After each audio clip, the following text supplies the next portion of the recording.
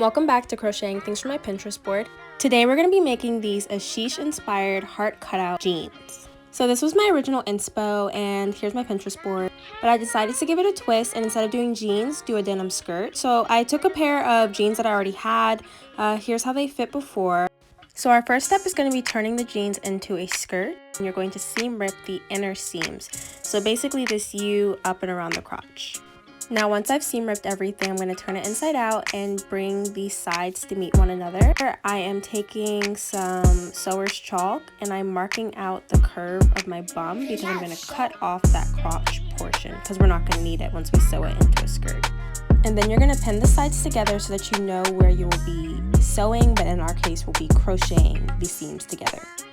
And here's how it's going to look once everything's all pinned together, and you can see that crotch portion that I'm going to cut off. So with an X-Acto knife, you're going to create the holes that you'll be crocheting into. I made these holes just below the straight pins and I did it all up the side of the seams. And I went through both sides at once so that they are even.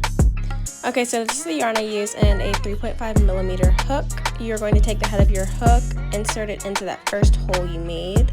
You're going to slip stitch and chain 1. And sorry, I have limited time for the short, so please come back for part 2. Welcome back. So now we're going to crochet both sides together. Then you're going to complete 3 single crochet in that next hole, chain 1 and single crochet 3 in the next, and repeat all the way up and around. And here I'm just showing you how you're going to keep crocheting up and around that crotch. And this is how it will look when it's done. Pull both sides together, pull your loop through to the other side, and slip stitch all the way up to close up that seam.